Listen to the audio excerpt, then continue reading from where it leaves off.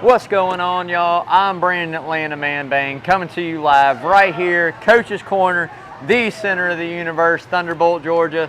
Another installment of Rubbin' and Grubbin'. Rubbin' is racing, grubbin' is tasting. Hey, thank you guys for tuning in tonight. I tell you, man, we got an amazing show, a lot of news to go over, a lot of things to talk about that happened this past weekend at Daytona. Going to be looking forward to this next race here this Sunday at California, getting caught up in everything in between, man. So, if you know how we do it, we like to start out with the word of the day. If you're just tuning in, basically what you're going to do is Lawrence is going to pop a word up here.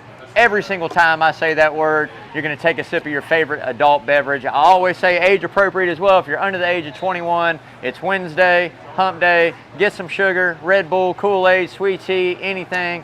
Play along, stay up late on Wednesday night, man. So last week's word, let's see here, was 500. So it being the Daytona 500, I'm sure I said that word quite often. If you played along, you probably got a little tipsy, got a good buzz going. So there again, this week's word is going to be, I have no idea. Lawrence going to throw it up there. Like I said, every time I say that word, make sure you take a sip of your favorite beverage, man. We're going to get right into it. NASCAR news this week. So biggest news coming out, obviously, Austin Cendrick wins the Daytona 500, holds everybody off there on the last lap on that restart, man. Gets it done. We're going to touch base on a little bit more of that here coming up very shortly. But like I said, the two-car Austin Cendrick wins the 500. Penske, Roush Fenway, Keselowski Racing had some tires confiscated. This was kind of a big deal there when it comes out. Nobody really knew what it was for. There was kind of speculation maybe they unmounted a tire and did something to it there, but they didn't. Basically what it was is they notified NASCAR a week before the 500, said, hey, I think we have an issue. The pinholes are coming in inconsistent. They didn't hear back from NASCAR. They went ahead and pulled them out. Came out today, no penalty there, so they didn't do anything wrong, but it's definitely something NASCAR looked into. Like I said, all these tires are mounted and shipped to the racetrack. The teams themselves do not mount these tires, so we'll see maybe if it's something somebody tries later on to unmount one and remount one. Don't know. New car, new tires, new deal. Gonna have to wait and see, man. So getting more into the news, NASCAR penalized both the 50 and the 31 of Kaz Grala and the 31 of Justin Haley there for those loose tires that came loose during that race. There again, I get it. It's kind of a deal NASCAR really doesn't want loose wheels rolling at 180 miles an hour that bounce into, you know, the grandstands and bystanders and fans watching the race get hit with a tire.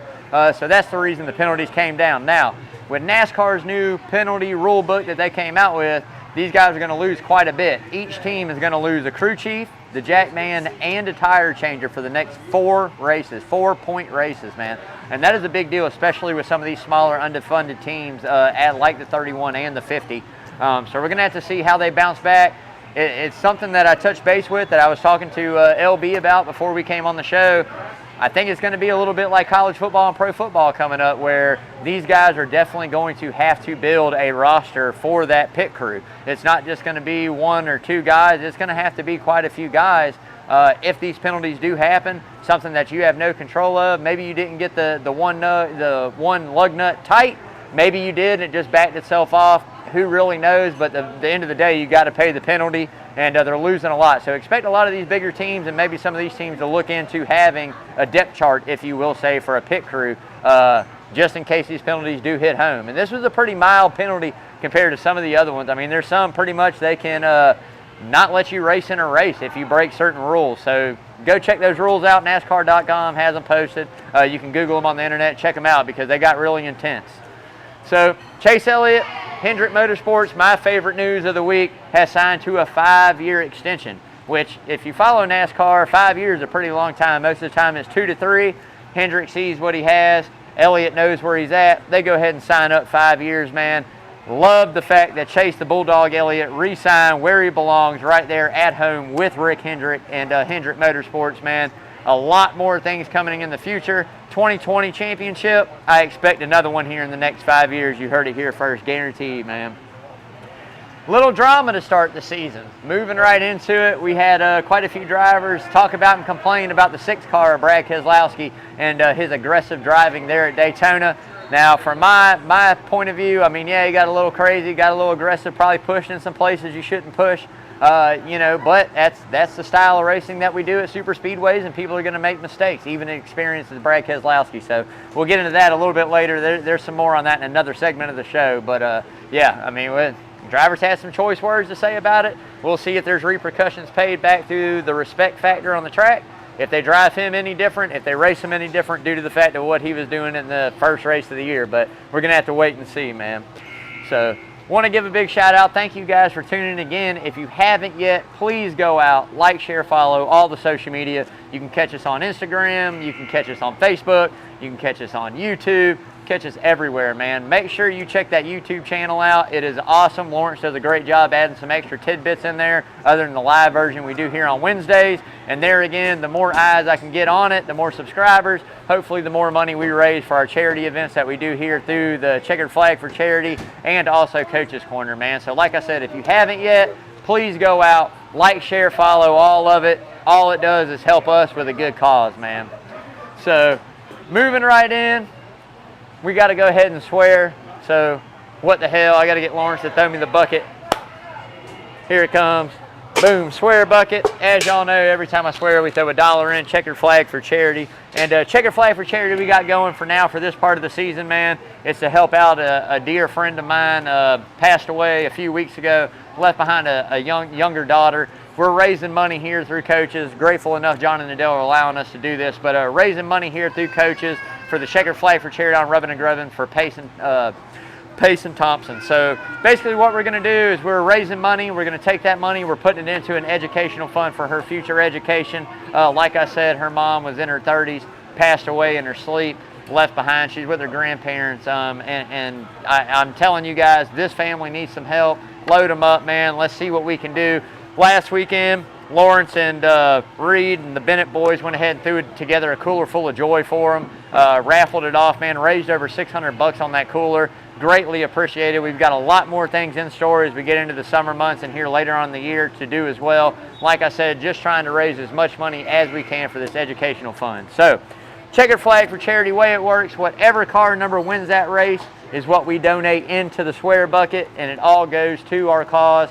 Hey man, look, we had 3 races last weekend. We know the 2-car won. Totals out to be $25, man. You guys know how we do. Even if it was just the 2, 2's never good enough. It's always 20 minimal going in that bucket, man. So there's 25 added in. Don't know, don't have an exact total. I think that's $679 right there with that being added in. 17 car, the 2-car, and all through the duels is what we did, dual races. So the 17, the 2, and the 2 again, or the 17, we had the 2 and the other guy win it, man. So what an amazing job there. Great shout out to all of that, man. But like I said, anytime that you guys had to spare when you're up here at Coach's Corner, man, make sure you tell your waitress, your server, your bartender, hey, you want to round it up, you want to donate $5, Checkered Flag for Charity, however much. Like I say all the time, nickels, pennies, dimes, hundreds, tens, 50s, does not matter. Anything you got to spare, make sure you donate it, man. You get to feel good for a good cause that all stays local right here in the Savannah area, man. So there again, thanks to everybody that came out last weekend, threw in that raffle for that cooler full of joy. We're going to be doing some more as we, like I said, get into the spring and summer months and some other charitable events up here at Coaches, hopefully. So stay tuned for the news on that, man. Want to give a big shout out to one of my main sponsors here on the show, Mr. Parker Eccles over there at Arborman Tree Service. Thank you, brother, for everything you do. I say it all the time. The guy does amazing stuff for us on Rubbin and Grubbin and throughout the community, man. So like I say all the time, if you got any kind of tree service you need done, need an estimate, make sure you give Parker Eccles a call over there at Arborman Tree Service.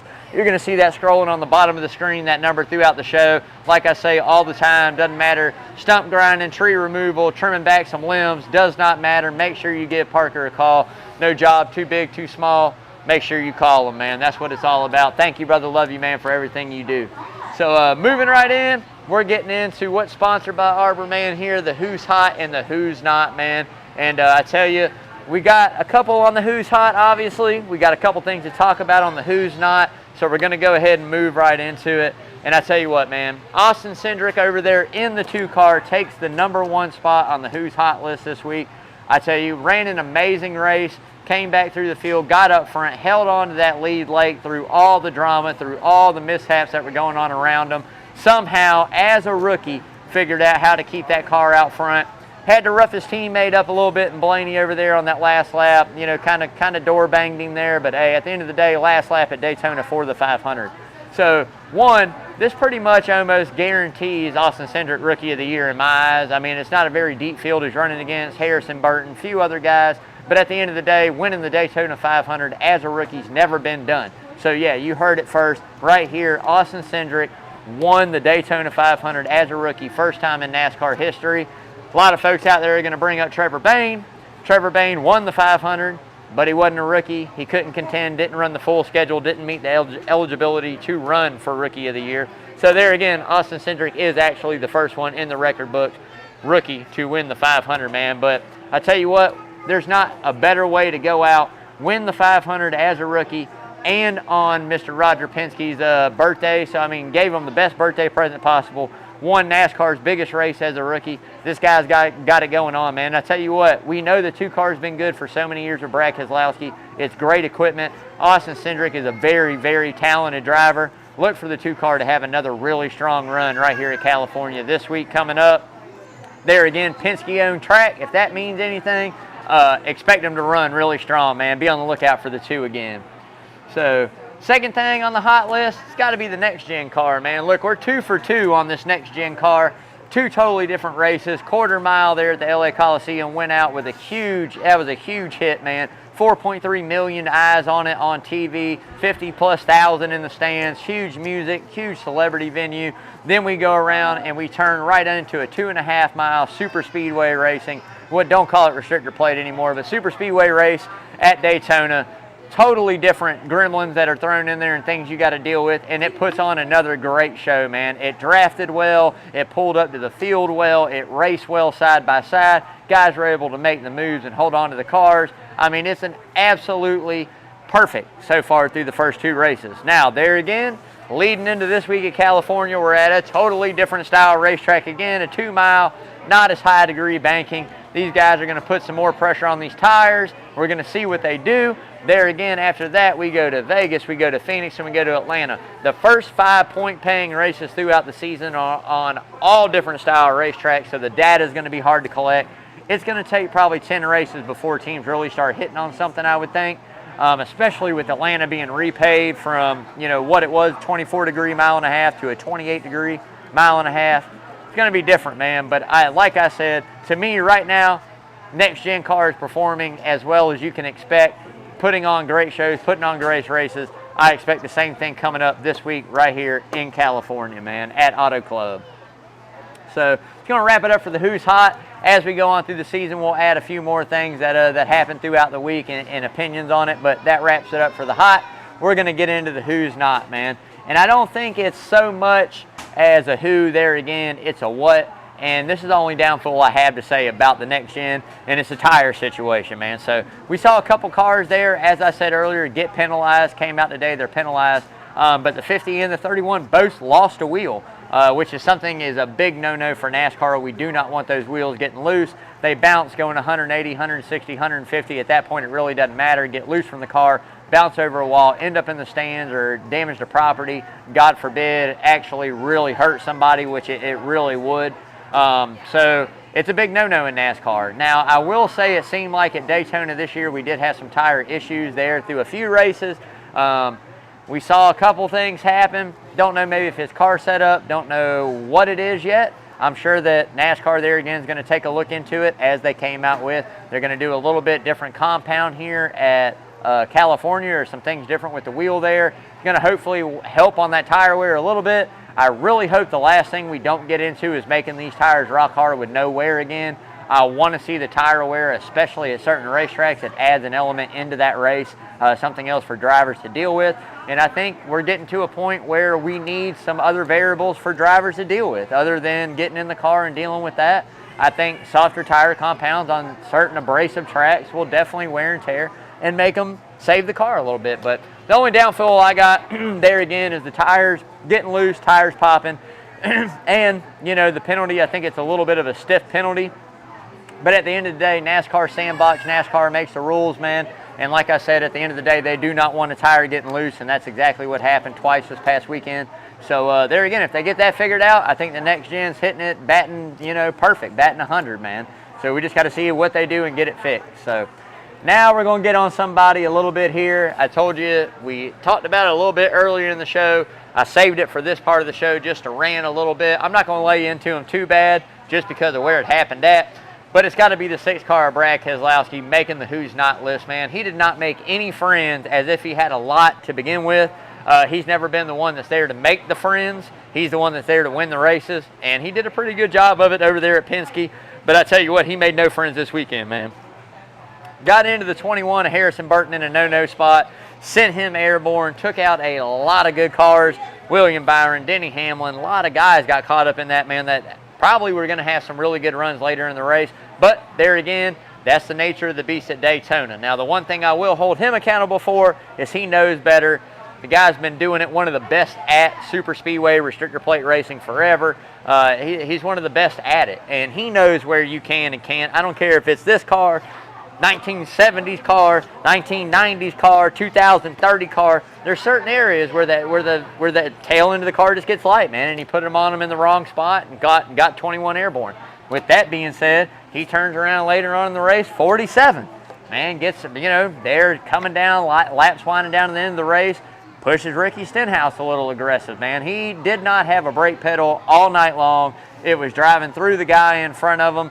And I tell you what, it's going to be interesting to see if any of these drivers hold a little animosity. I'm not saying go out and take them out. It's not that big of a deal. But let's see what kind of respect they give them here moving into the next few races. Kind of a deal. If you're going to race me like this and we're at Daytona, which is the nature of the beast, so I'm going to take it easy on them. And we get to a California, let's see if these guys race him side by side harder than they should if he's faster, or, bump him a little bit, move him around a little bit. Just going to have to wait and see. But I tell you, it's not a good way to start out making friends on the first race of the season with 35 more to go, 36 if you count the All-Star race. So we're going to have to see if Brad survives over there in the 6th. But I tell you what, good-looking car, good-looking run for him. Came home top 10. Hey, man, the guy got the job done, just didn't win the race and made some enemies out there, I would feel, man. So that's going to wrap it up for the who's hot and who's not. We're going to go ahead and move right in and recap this Daytona 500. And what a 500 it was, man. That was a pretty good 500, especially for a brand new race car. I expected a lot more carnage. There really never was like that huge big one that took out 15, 16, 18 cars, like half the field. But I tell you, the car performed really well. The drivers drove it really well, put on a good show. Man, that's all you can ask for as a fan of NASCAR is a good race every single Sunday, tight competitive racing. So far, that's what it's given us, man, and I'm loving it. So, but there again, great race right down to the last lap. Austin Cendrick coming home with that checkered, man. It wouldn't have been possible without the teammate of Ryan Blaney, and I tell you, I think the crown is getting handed over to Ryan Blaney. Ryan Blaney is probably the best young super speedway racer we have out there, man. Talladega and Daytona, he's shown that he is able to go up front and make the moves and be right there at the end. We've seen it numerous times. He won Talladega, not, the Daytona race here, right there to the very end. Teammate had to kind of door bang him a little bit, put him into the fence. But hey, after all, Ryan Blaney comes home. I'm pretty sure he finished 4th there. Hey, got to give some more big kudos out there to the 2311 racing car of Bubba Wallace in the 23, man. I tell you what, it's got to be a heartbreak to come home and wind up 2nd. But at the end of the day, what a great run for that team. Got up there, showed that he had the equipment and had the skill to run with the big names in the sport that are used to doing it up there. Not only that, came home 2nd. Great way to start out the season, man. First race, coming home 2nd, sitting nice in the playoff standings, sitting nice in the points. The one thing we got to see out of Bubba Wallace, the only downfall I see, is consistency. And I tell you, I think 2311 has made a huge leap from last year to this year, not only in the 23 camp, but adding Kurt Busch over to the 45. More data to go through, more experience, more things to be talked about in the shop to fix up on these race cars. Expect them to have good equipment. Now, like I said, it's going to fall on Bubba's shoulders to maintain and consistently run top 15, man. If he does that, he makes the chase. You heard it here first. If Bubba Wallace runs consistent, not that many DNFs, maybe wins a race or two again this year, look out for him. He'll make those playoffs, man. So want to give a big shout out there again to some smaller underfunded teams. Like I always say, I love Daytona, love Talladega, love road courses, because a lot of these smaller teams are able to go out and perform and showcase and get good finishes, man. You had David Reagan in the 15 car. Let's see, came in, I know, top 5. Let's see, came in, or 8th there, top 10. And then, you know, Landon Castle, man, he rounds out the top 15 in 15. So, I mean, come on, man. You gotta give these guys some credit. Those are huge paydays. The Daytona 500 is the biggest purse that NASCAR has all year long. I know last year's was over $23.5 million they spread out through 40 cars. Didn't see the statistics on this year, but you can guarantee it's probably bigger than last year's. So that's a nice payday for these teams, man. That helps fund the rest of their season, or help fund whatever races it is that they're entering in to try to compete in, man. So there again, absolutely great race, great run for those smaller funded teams. Absolutely love Daytona and Talladega. It's one of those races where, I hate to say it, you wait for the carnage. It's not you're waiting and watching the racing, you know, up front and in 10th and 12th place side by side, car swapping positions, racing, you know, like this. It's more of a side by side deal. Make the moves when you can, get in the right line, put yourself there at the end, avoid the big ones. A little bit different strategic racing, but I tell you what, it's an amazing show, and I'm growing to love them. Not my favorite. I still like the traditional 1.5 miles and short track, but I tell you, it is awesome racing there, especially coming down to the checkered flag, man, for sure. So there again, want to give another big shout out here to Coach's Corner, right here, Thunderbolt, Georgia, the center of the universe on Coach's Corner Sports Network, man. Like I say all the time, if you guys hadn't come up here yet to check this place out, which you got to be living under a stump if you live in Savannah and hadn't been to Coach's yet, but if you haven't, make sure you come up, man. Great food, great service, great fun, man. Great drinks. I'm telling you, the camaraderie in this place is amazing. Guaranteed you come up and start a conversation, you're going to leave with a new friend. Make sure you come out. Check out Coach's Corner right here, Thunderbolt, Georgia, the center of the universe, man. So moving right in, we're going back to Cali, baby. We're headed back to Cali. Didn't race here last year, and really I don't even know if we were supposed to race here this year. I think the short track was supposed to be done. It's not. It's getting pushed back to 2023. So we got a lot going on in California. California is one of my favorite races. I tell you, I hated the fact that they're kind of doing away with the big one. And I hated the fact they did away with Chicago. That was one of my favorite places too. I tell you though, different beast here at California. This is going to be the last race as of right now, ran on this 2-mile configuration. After this, they're building that short track there at Cali. I think it's going to be awesome either way. Roger Penske's a great owner, track owner. Guy's got buku bucks. He's going to put the money in to make sure it's a great show for the fans. But it's a historic moment. This is the last race on the 2-mile California, man. So whoever wins this can go out of history and say, I won the last race held on that configuration, man. So I tell you, it's kind of bittersweet for me, but expect a great, amazing race. Multi-grooved, upper, lower, middle of the track. These guys are going to hold the pedal down, swing it out there, man. Hopefully it grips and hold on. The more gas you can hold in through the corners, the faster you're going to go around this place, man. And that's why I love it. These guys later in the race slide up, they move up, they get it going around the wall. Some get it working on the bottom. It always makes for a really good race here at California, man. So super stoked about this one, man. There again, clean pit stops and track position are going to be key here. I feel like we're going to be talking about that a lot throughout the year, especially there again. These pit crew members are learning a whole new ballet sequence, man. For so many years, we've been 5-lug. They've been throwing them on there. They've been having that down, getting faster and faster and faster. NASCAR throws a wrench in it, says, guess what? We're single lug now. These guys on an 18-inch wheel, which makes it a little bit more difficult to get the wheel off, makes it a little more difficult to get the wheel on. It's just a totally different ballet than what they're used to doing. So give these guys a break. Expect some airs there on pit road. We've already seen a couple. You're going to see a few more as the season goes on until they get a knack for it. Now, I will say this, as we go on through the season, you're going to see the pit times probably pick up a little bit as well, man. So there again, like I said, pit strategy, no penalties on pit road, and track position are going to be key. Restarts to be pretty good. I don't think it's something that you can't come back from here. It's not, whoever's out front, clean air is king, as we all know. But I feel like with this next-gen car, hopefully, it's going to pull back up to the leader a little bit. Whoever gets out front, these guys are going to be able to catch up, man. So be on the lookout for that. Hey, make sure your gas tank is full, man. It is not past this race to go a long green flag run right there towards the end of the race. And all important fuel mileage and being full is going to be key. So on that last stop, we might see green flag stop, might have to get some gas in it, might see a caution fall right there on the pit window, to the edge of the pit window, might see guys stretch it, but make sure the tank is full because it might come into play and you might need the extra 2 laps that you might have missed on pit road. So make sure it's full, man. Getting right into that top 5. I've yet to declare a winner on this list out of 2 races, the Coliseum, and I'm going to count it as 1 just because it's 1 point paying race. But yet to declare a winner, and Daytona is hard to pick for. California, it's going to be a little hard to pick for too, man. We got a new gen car. I don't know who's got what. I don't know who's coming to a 1.5 mile or short track and going to run it. It's going to take probably 10 races for me to get on a little streak or a little something here, but it's going to be the usual players, as we all know. Money talks, bullshit walks. Hendrick, Gibbs, and Penske got the money, man. So we'll throw that dollar in there for the BS word. But, hey, look at it like this. I'm going to take them right here again. Number 1. I hardly ever take them number 1 on the list. But the average finish for this driver does not lie at this racetrack. In the last 5 races, he's got an average finish of 1.5. And that's the candy man himself, Mr. Kyle Busch, coming in at number 1 on the list.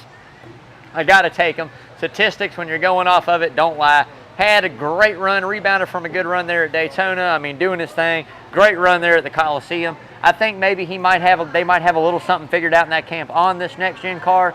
This racetrack right here is going to definitely show what we have and what we do in that camp, and as who's got it figured out somewhat and who doesn't. So I put Kyle Busch there. Like I said, stats don't lie. 1.5 average finish last 5 races. Guy kills it at California, man. The California killer, Kyle Busch. So number 2 for me, is it going to be a younger guy? My main man, Mr. Chase Bulldog Elliott himself, man, coming in at number 2 this week. I expect a really good run here. We're getting down to the normality of the season where we're running 2 miles, 1.5 mile short track. I'm telling you, the kid's going to get a win, at least 2. I'm going to say over under 3.5 for Chase Elliott this year. I'm going to go over. I'm going to say he's going to get over 3.5 wins. The guy was very close last year, having a couple more than probably what he should have had it not been for the teammate. I expect him to have a really good, strong season, really good, strong performance here at California. There again, last 5 races, strong finish there at Cali for the 9 car, man. 3 for me. Come on, man. 2 Mile Kyle right here, Kyle Larson himself, a.k.a. Young Money, a.k.a. Kyle the Martian Larson, man. Coming in at 3rd on the list in the 5 car. I'd be an idiot if he's not on the top 5, man. The guy absolutely is going to string it out there at California. Doesn't really have the best track record there, but I feel like, coming in, he's gonna have some moves to make, something to prove. Getting back, 2021 champion. Look for a strong rebound right here coming in for that 5 on a 2 mile track at California out of the Hendrick camp. Kyle Larson's going to have a really good run, man. Mark it down. 4 for me, this is the guy that came up just a little bit short last week. I got to put Mr. Ryan Blaney himself in there. I tell you, I think this kid is going to have a really, really, really strong season. This is the season here that Ryan Blaney possibly could make that Final Four in this championship, man. You heard it here first. I think he's an amazing race car driver. I think that he's fallen into some of the prime years that he has right now and the experience he has in the car. Maybe not the next gen, but seat time. Now this year right here, this year, next year, time to put up or shut up for Ryan Blaney, man. He's got to get it together. He's got to put himself in one of these Final Fours, and I think this year could be the year he does it. But don't be surprised if that 12 car finds himself in victory lane this Sunday at Auto Club Speedway, man. Number 5 for me has got to be the 22 of Joey Logano. I tell you, man, the guy just has a knack for California as well. I think that he's amazing. I think that everything he does, there again, got the win first off in the next-gen car. I'm telling you right now, expect big things as every year out of Logano. He's kind of the new ringleader over there at Penske. Keselowski had him by a couple years there. I tell you, he takes it over now. Joey Logano is the old guy over there at Penske with Ryan Blaney and the addition of the young Austin Cendrick. He's got to lead the camp, man. So there again, like I said, got to take the 22 car to round out the top 5. Dark horses this week, I tell you what, you got to look out for that 8 car of Tyler Reddick. There is a high line in California. If they get a setup and something in that car that he likes, expect them to definitely go out and have a good run. And we'll go kind of a little bit deeper in the field, not too deep. But the 10 car of Eric Almirola, man, I mean, had a great run there going Daytona. You know, had an off season last year, man. We usually expect Ford to run good at this track. I'm going to go with Ford. It looked like the SHR, you know, Stewart-Haas Racing Fords are back. They're back in contention, contending for race wins, it looks like. Hard to tell by Daytona, but we're going to see this week coming up to California, so definitely be on the lookout there again for the 10-car Eric Almirola, man. So, the money line, man, the money bet coming in this week. I've yet to hit. We're $50 in the freaking hole already to start the season off, but it's a brand new thing in NASCAR, man. I mean, it's going to take us some races, like I said, for me to get on picking winners. I got to see who's got what. We're just going off whims and gut feelings, man. So, I tell you, I filled this list out. I wrote this show Sunday night after the race, way before any of these odds come out for Auto Club. I've seen a lot of news today about the same guy that I picked Sunday, and that's the 12-car Ryan Blaney, man. I don't know. I got a gut feeling we're going to take the 12-car this week. We're putting 25 bucks on him.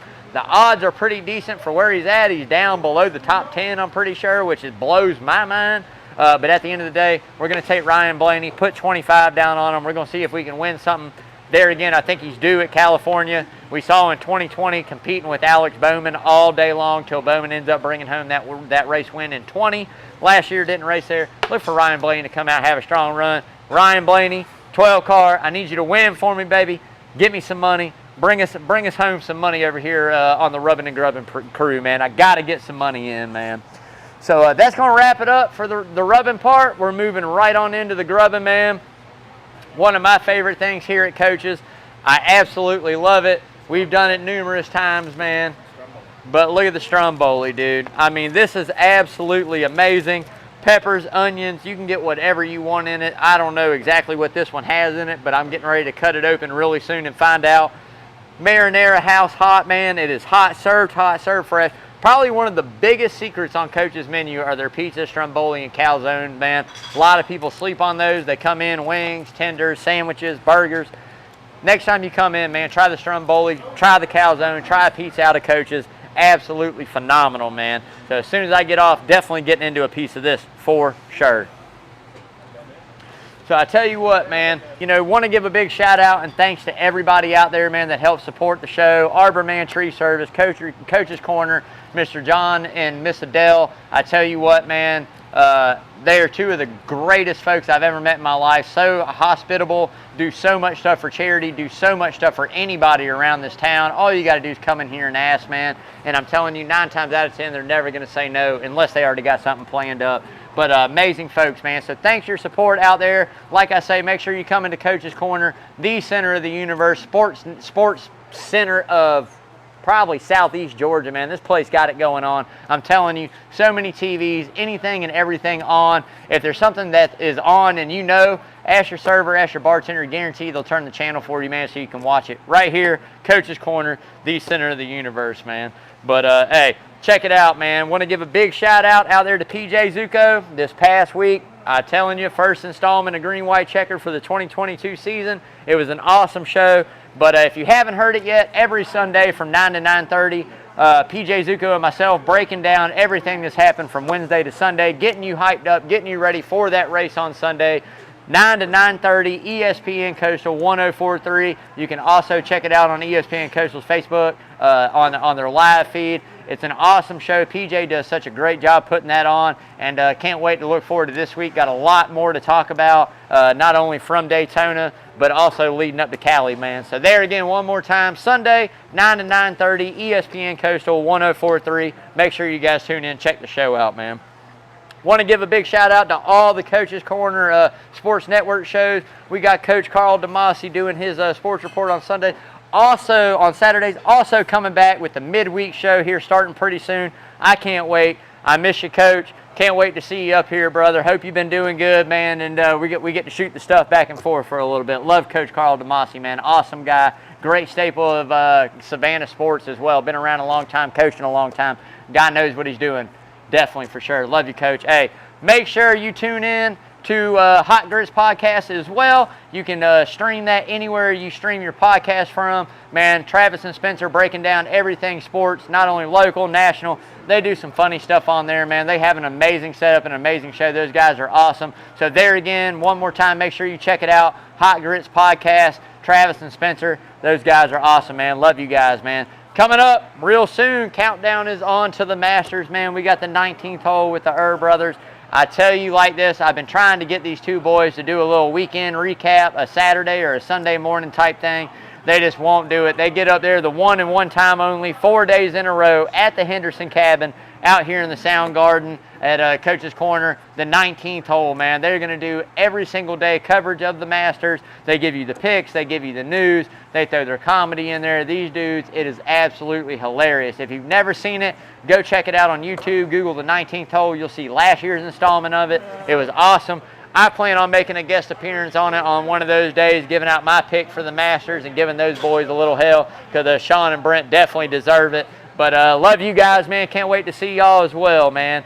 So there again, that's going to wrap it up for Rubbin' and Grubbin'. Thank you guys so much for tuning in here on Wednesday. Like I said, every single Wednesday from Coach's Corner, right here at Coach's Corner Sports Network, 6 until I run out of breath or I run out of stuff to talk about.